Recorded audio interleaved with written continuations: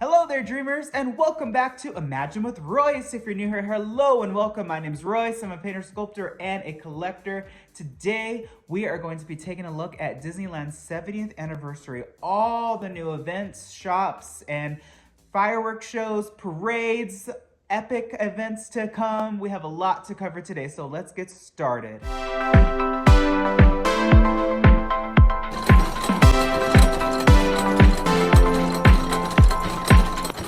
All right, first things first, let's take a look at the castle. I don't know about all of you, but any anniversary, I always look at the overlay of the castle. It's kind of like the gilding of the lily of any anniversary. It's epic, it's magnificent, it's majestic. Okay, I'm gonna be honest with all of you. I'm not that impressed by this year's or this decade's castle overlay. And it's interesting because it must be a budgetary issue because I know that the talent at Imagineering, I know they could do better. So all I see is a giant 70 medallion with some draperies across.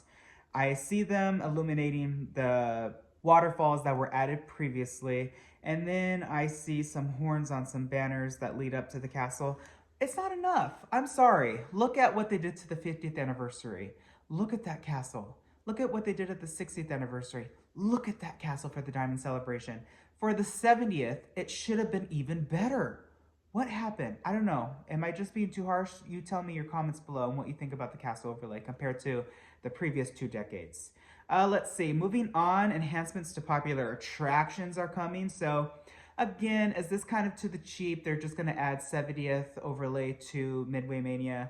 I don't know. I think it's cute. I think it's a fun way to celebrate. All right, switching gears to a positive note, I like this enhancement. And this is really funny because back when Kim Irvine and the Anaheim team were introducing Disney dolls to the original It's a Small World attraction, it was pretty frowned upon. Just take a look at this clip.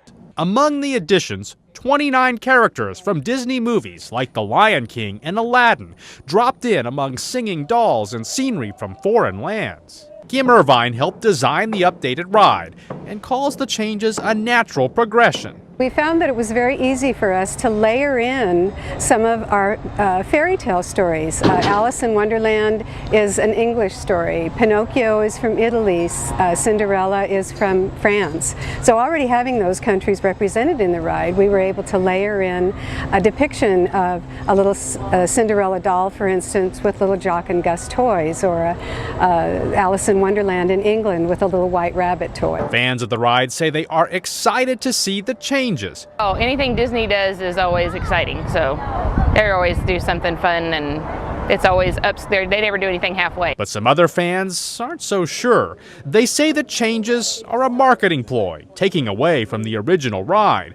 Small World was designed for the 1964 World's Fair and sponsored by UNICEF to spread a message of world peace. Well, adding the characters takes away from the dolls and the message of unity to spot the character. You know, the kids will play a game and there's Stitch, there's Woody, there's Buzz, and they're not focused on what the overall message is, which is the UNICEF message of peace and harmony among children. But there is no debate on Walt Disney's lasting influence, making this the happiest place on Earth. It's what Walt always wanted. He always said that the park would always be changing as long as there was imagination in the world, or the park would never be finished. Imagination adding a new dimension to this old favorite. But now today we celebrate it. We are adding the Coco Miguel doll to the Mexico scene. And I'll be honest, I am pretty happy with his placement. I think he fits and blends in beautifully with the surrounding backgrounds and existing dolls.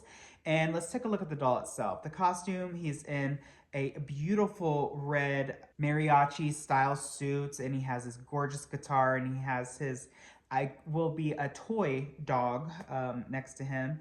This is incredible. I think that the mold itself is going to be an exact replica of the doll that's actually right across the way that I got to work on in the South America scene. But you know what? It works, and he's going to be such a charming addition to It's a Small World on top of the new verse that was kind of Richard Sherman's last hurrah and nod to the Walt Disney Company. I'm really excited to hear that. I don't know about all of you. Let's switch over to the parade route. They're gonna add a Happy Celebrate Cavalcade where you're gonna get to see Mickey and his pals party and festive outfits, and you may spot Duffy and Shelly May. I think this is fun. I think that for the 70th anniversary, they should have made a new parade opposed to just bringing back something that was introduced for the 60th. But I know we all love Paint the Night.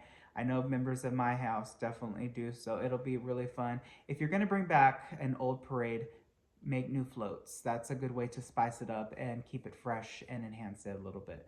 And then moving on to some other really fun shows, they are going to be adding a World of Color Happiness nighttime show. Be prepared to be wowed by a new show inspired by Walt Disney's words, "To all who come to this happy place, welcome." I think that this is going to be epic. You know, when I think of World of Color, it's endless. You are just doing projections. And I know projection mapping and stuff takes time, but it's a lot less expensive and time consuming of making about a new fireworks show or parade. So this is something that I feel should update seasonally, and it honestly could. And this is going to be great. I see a lot of really popular new characters and old, and I really love seeing them blended. It's just fantastic.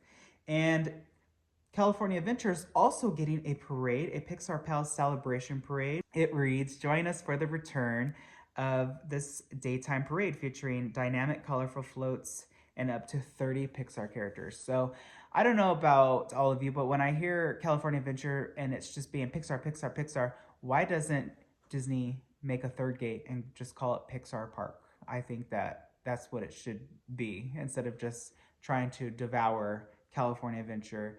Make that theme stay. Make it, you know, the world that Walt entered, old Hollywood, taking away the red car trolley, things like that, where you lose those little characteristics of the past and nods that people really love will affect your park overall. But I know the Coco attraction is well underway, so that's going to be exciting as well. What do you think about the Pixar park? You tell me. I'm curious.